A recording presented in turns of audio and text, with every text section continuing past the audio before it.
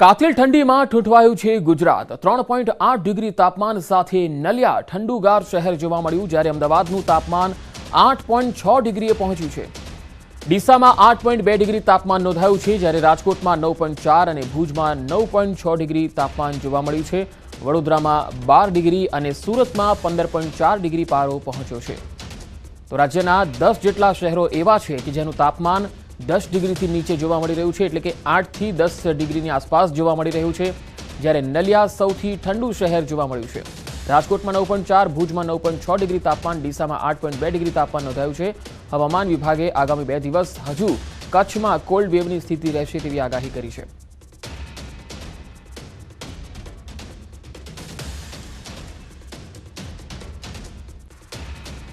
બનાસકાંઠા જિલ્લામાં હાડ થીજવતી ઠંડી પડી રહી છે। થરાદના ગામોમાં સતત બીજા દિવસે બરફ જામ્યો।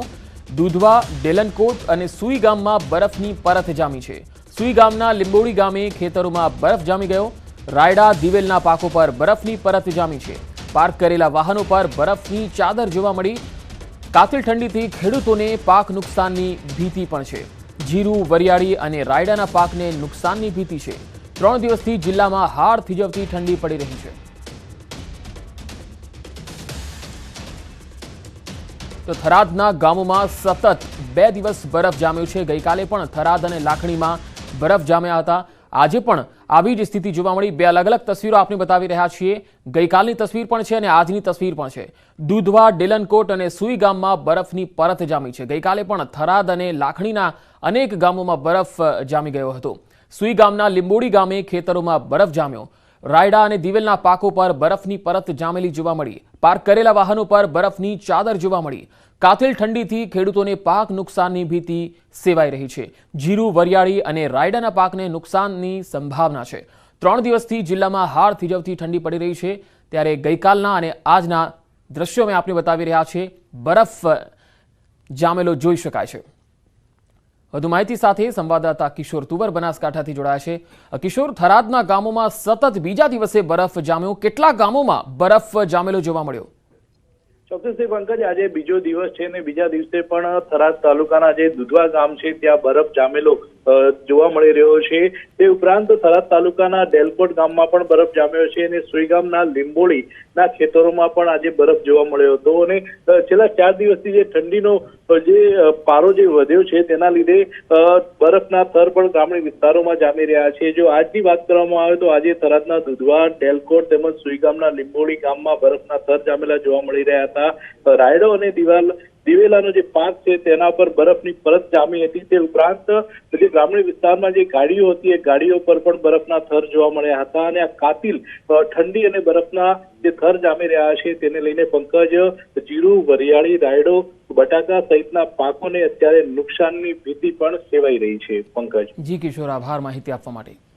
તો ઉત્તર ગુજરાતના અનેક વિસ્તારો એવા છે કે જ્યાં કાતિલ ઠંડી પડી રહી છે અને સફેદ આફત હવે શરૂ થઈ છે, કારણ કે છેલ્લા 2 દિવસથી થરાદ, લાખણીના અનેક ગામોમાં બરફની પરત જામેલી જોવા મળી રહી છે।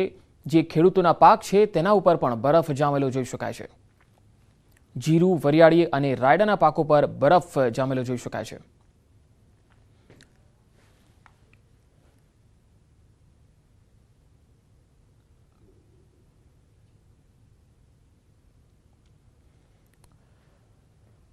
ઉત્તર ગુજરાતના અનેક જિલ્લાઓમાં કાતિલ ઠંડીનો કહેર છે। પાટણ જિલ્લાની જો વાત કરીએ તો અહીંયા સરેરાશ 8 ડિગ્રી જેટલું તાપમાન નોંધાયું છે। 2 દિવસમાં જિલ્લામાં 3.7 ડિગ્રી તાપમાનનો પારો ગગડ્યો છે। ઠંડીનો કહેર વધવાથી જનજીવનને પણ માઠી અસર પડી રહી છે। વધુ ઠંડીને કારણે રવિ પાકને નુકસાનની ભીતિ છે। એરંડા, રાયડા અને શાકભાજીના વાવેતરને અસર થઈ શકે છે।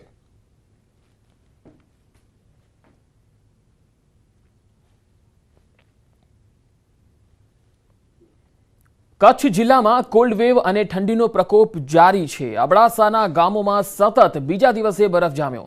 નાની વમોટી ગામમાં આજે પણ બરફની પરતો જામી છે। ઉખેડા અને વમોટી વિસ્તારમાં કાતિલ ઠંડીનો કહેર છે। અબડાસામાં આજે ઠંડીનો પારો 2 ડિગ્રી પર પહોંચી ગયો છે। તો કચ્છમાં હજુ 2 દિવસ કોલ્ડ વેવની આગાહી કરવામાં આવી છે હવામાન વિભાગ દ્વારા। ત્યારે અબડાસાના ગામોમાં સતત બીજા દિવસે બરફ જામ્યો છે। નાની વમોટી ગામમાં આજે પણ બરફની પરતો જામી છે। ઉખેડા વમોટી વિસ્તારમાં કાતિલ ઠંડીનો કહેર દેખાઈ રહ્યો છે। અબડાસામાં ઠંડીનો પારો આજે 2 ડિગ્રી જોવા મળી રહ્યો છે. તો બે અલગ અલગ તસવીરો કચ્છથી આવી રહી છે તે આપને બતાવી રહ્યા છે. પહેલી તસવીરમાં આપ જોઈ શકો છો જેમાં આજના દ્રશ્યો છે, જ્યાં બરફ જામેલો જોઈ શકાય છે, અને બીજી તસવીરમાં ગઈકાલના દ્રશ્યો આપને બતાવી રહ્યા છે. વધુ માહિતી સાથે કચ્છથી સંવાદદાતા મેહુલ સોલંકી જોડાયા છે. મેહુલ, કચ્છમાં ગઈકાલે અને આજે બરફની પરત જોઈ શકાય છે. અબડાસાના જ આ દ્રશ્યો છે કે પછી અન્ય તાલુકાઓમાં પણ આ પ્રકારના દ્રશ્યો સામે આવી રહ્યા છે? જી પંકજ, ચોક્કસથી વાત કરી તો કચ્છ છે તે કાતિલ ઠંડીના પરડામાં આવી ગયું છે. નલિયાનું તાપમાન આજે છે તે 2 ડિગ્રી છે તે નોંધાયું છે, તેમજ ગઈકાલે નલિયાનું તાપમાન છે તે 1.4 ડિગ્રી નોંધાયું હતું. તો અબડાસામાં ફરી છે તે બરફની ચાદર છવાઈ ગઈ છે. જ્યાં પાસે વાત કરી તો નાની વમોટી છે, તેમજ આસપાસના જે વિસ્તારો છે ત્યાં પાસે બાઇક પર બરફની ચાદર છે તે જોવા મળતી હોય છે. તો બીજી તરફ વાત કરીએ તો વાગડ વિસ્તારમાં પણ અને ખેતરોમાં પણ આવી રીતે જ બરફની ચાદર છે તે છવાઈ ગઈ છે. એટલે ચોક્કસથી વાત કરી કે કચ્છ છે તે ઠંડીના હાલ બરડામાં આવી ગયું છે. જે રીતે હવામાન વિભાગે કોલ્ડ વેવની આગાહી કરી હતી તે જ રીતે હાલ કચ્છમાં ઠંડી વર્તાઈ રહી છે. જી મેહુલ, આભાર સમગ્ર માહિતી આપવા માટે. તો કચ્છ જિલ્લામાં કાતિલ ઠંડીનું મોજું ફરી વળ્યું છે અને હવામાન વિભાગની આગાહી પ્રમાણે હજુ 2 દિવસ કચ્છ જિલ્લામાં કાતિલ ઠંડી પડશે. કોલ્ડ વેવની આગાહી છે. હવે વાત કરીશું માઉન્ટ આબુની. માઉન્ટ આબુમાં ઠંડીનું રૌદ્ર સ્વરૂપ જોવા મળ્યું. માઉન્ટ આબુમાં પારો -6 ડિગ્રીએ પહોંચ્યો. ઘરની બહાર પડેલા પાણી પર બરફ જામ્યો છે, તો ઘાસના મેદાનો અને વાહનો પર બરફ જામેલો જોઈ શકાય છે. આબુમાં ઠંડીનું 3rd ડિગ્રી ટોર્ચર દેખાઈ રહ્યું છે. જનજીવનને પણ અહીં અસર છે. ગઈકાલે આબુમાં તાપમાન -7 ડિગ્રી નોંધાયું હતું. જે સહેલાણીઓ આવી રહ્યા છે, પ્રવાસીઓ આવી રહ્યા છે, તેઓ પણ આ બરફને જોઈને ઘણા ખુશ થઈ રહ્યા છે. પહેલાની સંખ્યામાં અહીંયા પ્રવાસીઓનું આગમન પણ લગાતાર વધી રહ્યું છે, કારણ કે માઉન્ટ આબુ એક એવું હિલ સ્ટેશન છે કે જ્યાં 12 માસ પ્રવાસીઓ અહીંયા ફરવા માટે આવતા હોય છે. ત્યારે કાતિલ ઠંડીની સાથે સાથે બરફ જોવા મળતા પ્રવાસીઓમાં પણ એક આનંદ મોજું છે. બીજી તરફ માઉન્ટ આબુમાં જનજીવન થોડું અસ્તવ્યસ્ત પણ છે, કારણ કે જે સવારમાં લોકોની ચહેલ પહેલ જોવા મળતી હોય છે એ હવે થોડી ઓછી થઈ ગઈ છે, કારણ કે સવારના પહોરમાં વધારે ઠંડી પડવાના કારણે અને તાપમાનનો પારો માઇનસ હોવાના કારણે હાલ લોકોની ચહેલ પહેલ થોડી ઓછી દેખાઈ રહી છે.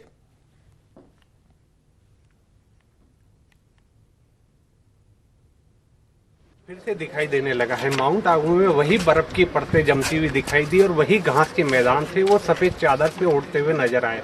हमने आज वही नज़ारा देखा जो कल हमने रविवार को देखा था.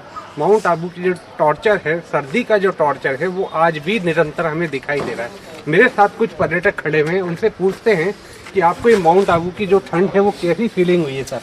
बहुत ही अच्छा लग रहा है, बहुत ही अच्छा. एक्चुअली हम गुजरात से बिलोंग करते हैं. आप गुजराती में बता पाएंगे कि कैसी हाँ, फीलिंग रही? ગુજરાતી બહુ મજા આવે છે અહીંયા. અમે કાલના આવ્યા છીએ અહીંયા, અને અહીંયા જે ઠંડીના વાતાવરણ છે, આમ જિંદગીમાં ફર્સ્ટ ટાઈમ જોયા છે એવું લાગે છે. આમ એટલો બરફ અહીંયા, થોડી બરફ પડે છે, અને અહીંયા માઇનસ ટેમ્પરેચર છે. અને રાતના આમ સવારે ઉઠીને નાહવાનું જે આમ હિંમત જોઈ ને નાહવા માટે બહુ મજા આવી ગઈ. અને અહીંયા જે વાતાવરણ છે એકદમ કાશ્મીર જેવું ફિલિંગ થાય છે એકચ્યુઅલી. आपकी कैसी फीलिंग रही? बहुत आप तो अभी बढ़िया। जूझ भी रहे. बहुत बढ़िया है. इतने ठंडी है, मैं पहली बार आया कि इतना ठंडी देखा मैंने पहली बार. मैंने बोला कि इतना ठंडी होगा ना, मैं कभी कहीं पर भी नहीं जाऊँ इतना ठंडी में, और कहीं पर भी नहीं जाना है. इतनी ठंडी लग रही है. बच्चे लोग तो नहाने के लिए ना पड़ती है, एक बार भी नहीं नहाया. बोलते नहीं मुझे नहाना ही नहीं है, उठना ही नहीं है. बच्चे से बिस्तर से निकल ही नहीं रही थी, उसको जोर जोर से बाहर लेकर आई हूँ. बहुत बढ़िया है, इतनी अच्छी है. बहुत मजा आ रही है. मैं ये बताना चाहूंगी कि माउंट आबू की सर्दी होती है वो यहाँ के सैलानियों के लिए तो बहुत अच्छी होती है, लेकिन यहाँ के जो स्थानीय लोग होते हैं उनके लिए हार्ड कपाने वाली होती है. उनकी जो दिनचर्या होती है वो 10 बजे के बाद ही शुरू हो पाती है. आमतौर पर माउंट आबू की जो ठंड होती है वो काफ़ी धुजाने वाली, काफ़ी ठंड ठिठुराने वाली होती है. तो इस तरह से कह सकते हैं कि ये माउंट आबू है, यहाँ पर कश्मीर के जैसी ही फीलिंग हमें नजर आ रही है. Kishan Vaswani, news 18, mount Abu. અને હવે એક મહત્વપૂર્ણ ખબર પર નજર. વિધાનસભાની કાર્યવાહી હાર બાદ કોંગ્રેસનું મંથન. 2022ની ચૂંટણીના પરિણામો અંગે સત્યશોધક કમિટી. ગુજરાતમાં કમિટીના ચેરમેન નીતિન રાઉત સહિત 2 સભ્યો ગુજરાતમાં ચૂંટણીમાં હાર અંગે સમીક્ષા કરશે. ગુજરાતના ઉમેદવારોને મળશે. કોંગ્રેસ કાર્યાલય ખાતે કમિટીના સભ્યો ઉમેદવારોને સાંભળશે. તો કોંગ્રેસની સત્યશોધક કમિટી ગુજરાતમાં આવી પહોંચી છે અને નીતિન રાઉત અને 2 સભ્યો ગુજરાત પહોંચ્યા છે, જેઓ કમિટીના સભ્યો ઉમેદવારોને સાંભળવાના છે. ચૂંટણીમાં જે રીતે કોંગ્રેસની હાર થઈ છે તેના કારણો અને ખરેખર કોણ જવાબદાર હતું અને કયા કયા મુદ્દાઓ જે છે જે ધ્યાનમાં રાખવા જોઈતા હતા, આ તમામ બાબતોનું મંથન કોંગ્રેસમાં હવે થવા જઈ રહ્યું છે. તો કોંગ્રેસની સત્ય શોધક કમિટી ગુજરાતમાં કમિટીના સભ્યો ઉમેદવારોને સાંભળશે. ચૂંટણીમાં હાર અંગે ગુજરાતના ઉમેદવારોને મળશે. કમિટીના સભ્યો ઉમેદવારોને સાંભળશે, તેમની રજૂઆતો સાંભળશે. વધુ માહિતી સાથે સંવાદદાતા પ્રણવ પટેલ જોડાયા છે. પ્રણવ, કોંગ્રેસની જે કમિટી ગુજરાતમાં છે તેમાં કયા કયા કારણો પર મંથન થવાનું છે, કયા કયા ઉમેદવારોને મળવાના છે?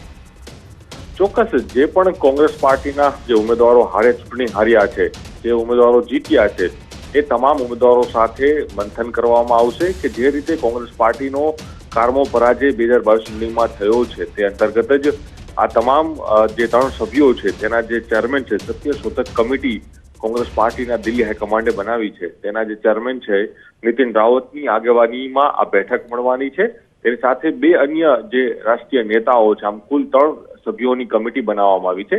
એ 3 સભ્યો તમામ જે ચૂંટાયેલા પ્રતિનિધિઓ છે અને સાથે જ જે ઉમેદવારો હતા અને જે હાર્યા છે એ તમામ લોકોને સાંભળશે અને સંગઠનમાં શું ફેરફાર કરવા જોઈએ, સંગઠનને લઈને શું કામગીરી થઈ રહી છે અને સાથે જ આવનારા 2024માં કઈ રીતે કામ કરવું જોઈએ, એ તમામ મુદ્દાઓ સાથે સંગઠનના હોદ્દેદારો અને જે ચૂંટાયેલા પ્રતિનિધિઓ અને ઉમેદવારો સાથે તેઓ મંથન કરવાના છે, ચર્ચાઓ કરવાના છે, 1 to 1 તેઓ મુલાકાત કરવાના છે.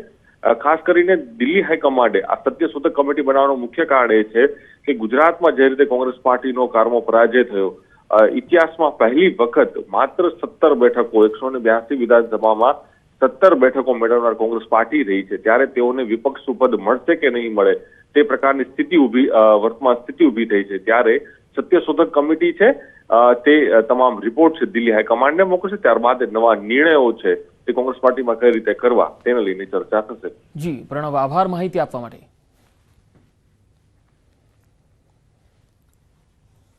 તો ચૂંટણીમાં હાર અંગે ગુજરાતના ઉમેદવારોને મળીને નક્કી થશે કે હવે આગામી જે રણનીતિ હશે એ કયા પ્રકારની હશે.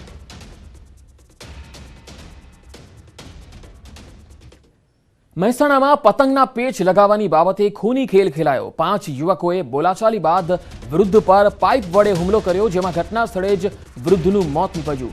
તોફાની યુવકોએ મૃતકના ભાઈ, પત્ની અને દીકરાને પણ માર મારી ઈજા પહોંચાડી. એ ડિવિઝન પોલીસે વનરાજ ઠાકોર, હરેશ રાવળ, ચિરાગ રાવળ અને બોબી રાવળ, સુનિલ વ્યાસ વિરુદ્ધ ફરિયાદ નોંધી કાયદેસરની કાર્યવાહી હાથ ધરી છે.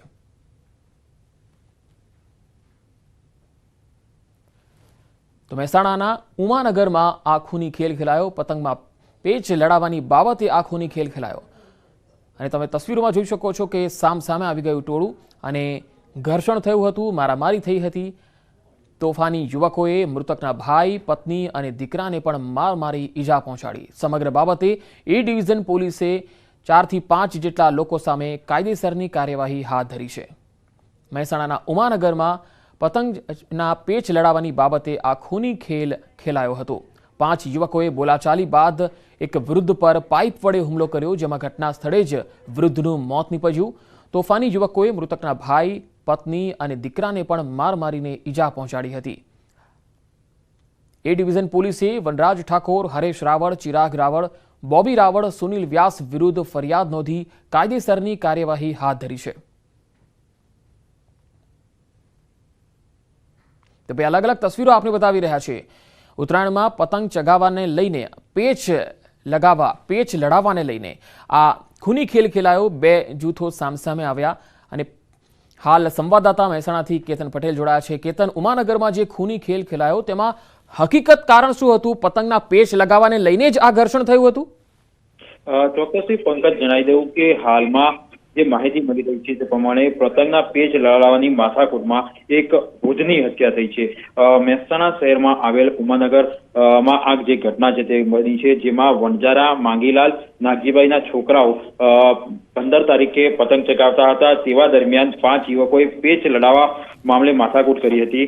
ત્યારબાદ જે 62 વર્ષીય વણજારા નાગજીભાઈના માથામાં જે પાઇપ ફટકારવામાં આવી હતી, જેને લઈ હાલને વાત કરવામાં આવે તો તેમનું મોત નીપજ્યું છે. હાલમાં 5 શખ્સો સામે મહેસાણા એ ડિવિઝન પોલીસ મથકે ફરિયાદ નોંધવામાં આવી છે. ચોક્કસથી એક બાજુ જ્યારે લોકો ઉત્તરાયણ પર્વની મજા માણી રહ્યા હતા તેવા જ સમયે આ ઉમાનગરમાં એક ખૂની ખેલ ચલાયો હતો. જી કેતન, આભાર માહિતી આપવા માટે.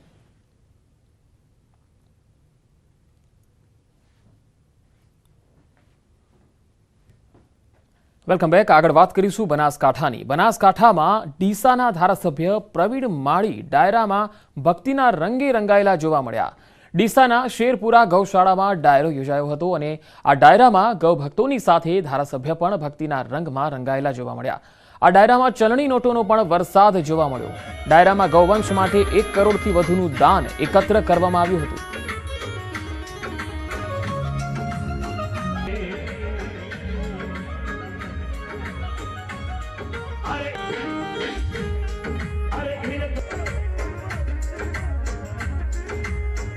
તો ડીસાના ધારાસભ્ય પ્રવીણ માળી હાલ ભક્તિના રંગમાં રંગાયેલા જોવા મળ્યા. ગૌવંશ માટે યોજાયેલા ડાયરામાં નોટોનો વરસાદ થયો અને તેમણે પણ નોટોનો વરસાદ કર્યો. ધારાસભ્ય પ્રવીણ માળી ડાયરામાં નાચતા પણ જોવા મળ્યા અને ભક્તિના રંગમાં ઝૂમ્યા પણ ખરા. ગૌવંશ માટે યોજાયેલા શેરપુરામાં આ ડાયરાનું આયોજન થયું હતું.